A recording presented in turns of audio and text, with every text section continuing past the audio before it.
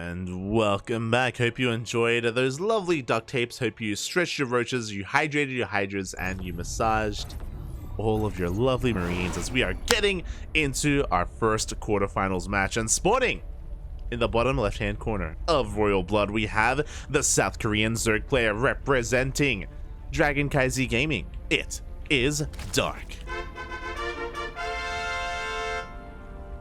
And spawning in the top right hand corner of Royal Blood, we have his opponent. We have the other South Korean Zerg player. He is blue, representing Onside Gaming. It is Solar.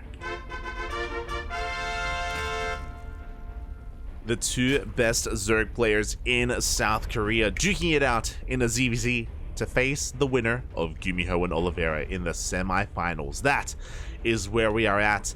Of course, Solar did 2-0 Nightmare to get here.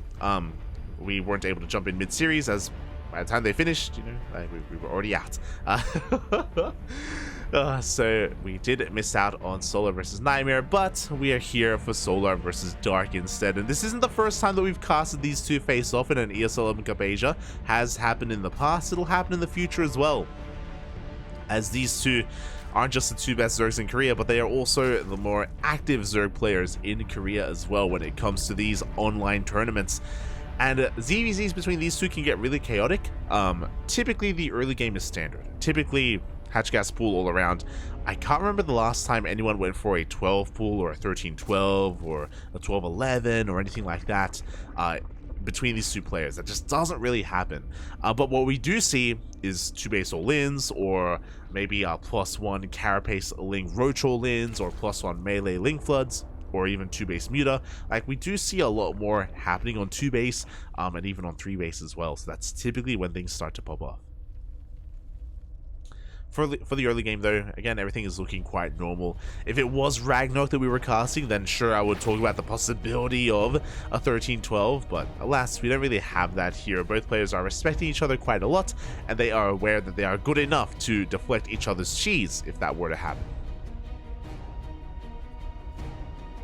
We are getting into this, of course. Solar just showing off a little bit of flair and spiciness last night as well in WTL. If you haven't watched the VODs, or if you didn't watch it live, and if you didn't watch the VODs, I recommend tuning in, because Onside Gaming versus Berserker Esports was clown fiesta. It was an interesting one nonetheless. Some drama was involved as well, and you know, if you're into some of that juicy drama, then I recommend checking it out. Otherwise, you know, don't worry about it. it's fine. Everything's fine. Everyone was mannered. No feelings were hurt in the making of that WTL match. I still can't believe what happened last night. It was crazy. It's actually crazy. Jesus. But yeah, if you're interested, check out the VODs. TLDR. We won't get into it.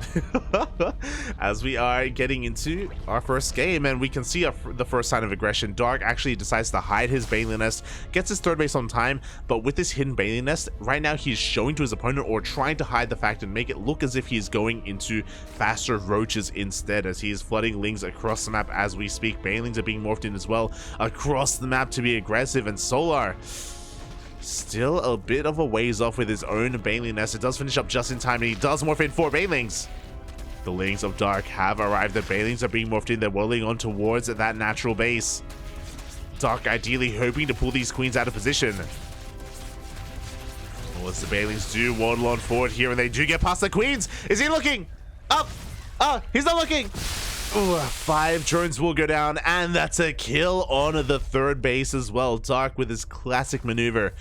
He tried to do this against Damaga as well, fun fact. I've watched enough of Dark to realize that in ZvZ, he's very fond of distracting the army with his Lings and morphing in 2 Banelings on the left-hand side to waddle on in. So very cheeky moves there from Dark, but now Solar's on the counterattack, on the offensive. Oh, we do see the Banelings going to be zoning Dark away for the time being here. He needs to try to hold on. The queens are brought to the front line. Banelings are about to finish up here for Solar, and one of them does make it into the mineral line. Oh, but it will just barely go down. And with that, Dark does defend. GG gets called, and Dark will take game number 1. GG. Again, typically it's for those 2 bases where aggression does spark. Oh, and Dark who was able to do so much damage with his own offensive play, getting a kill on the third base, killing some workers as well, forcing Solar all in, and with his all in, he was unable to deal too much, if any, damage. GG. Just like that, in one fell swoop, Dark takes the lead in this series, and now we're getting into game number 2. It's too early to smooch. Too early. It's still 8 p.m.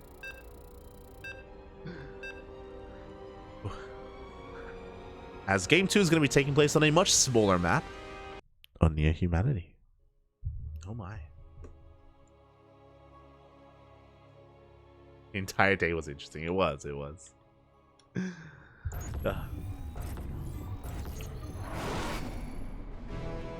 As we are getting into game number 2 and spawning in the top left-hand corner of Near Humanity, we have the South Korean Zerg player representing Dragon, KZ Gaming. Oh my god, let's go. Going for the 12 pool. It is Dark. Bold move, Papi. Bold move. And spawning in the bottom right-hand corner of Near Humanity, we have his opponent. We have the South Korean Zerg player representing Onside Gaming, currently down in this series, but not out. It is Solar.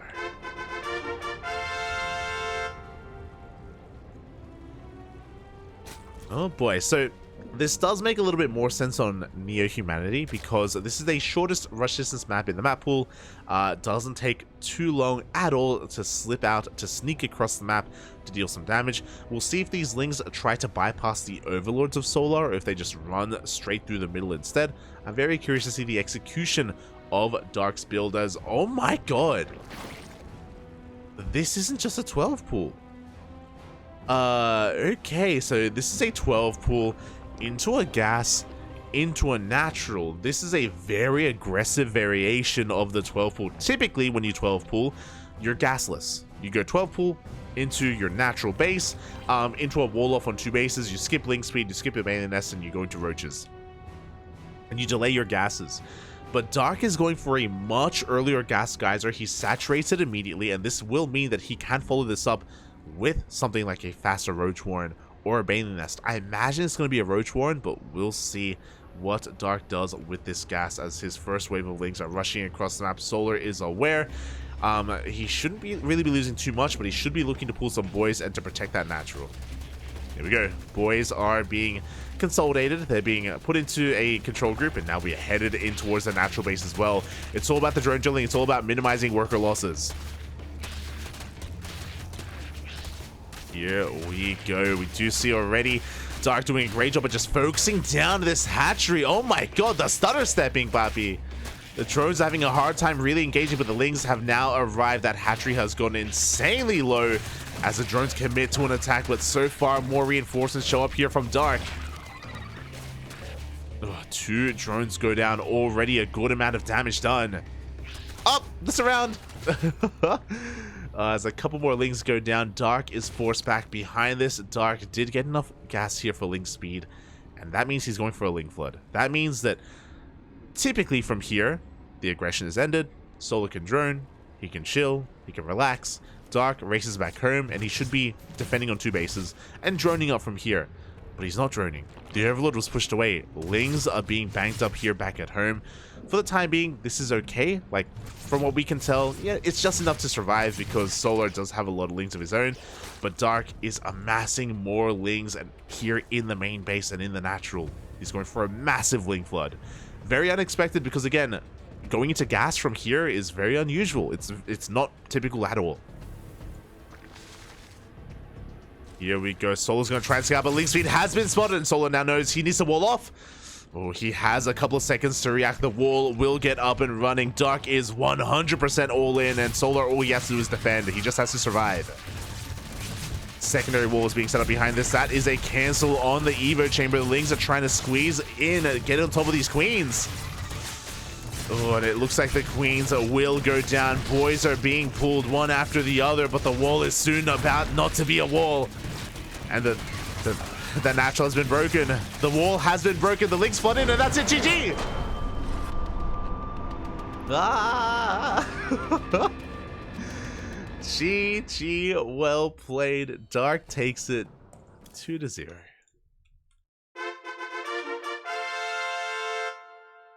A very cheeky build there. Very sneaky indeed.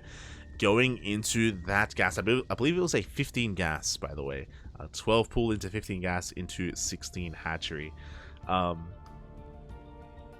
Very cheeky stuff. They're playing with the meta because, again, meta dictates that after a 12 pool, you back off, you drone, you take the damage that you dealt, and you are content with that.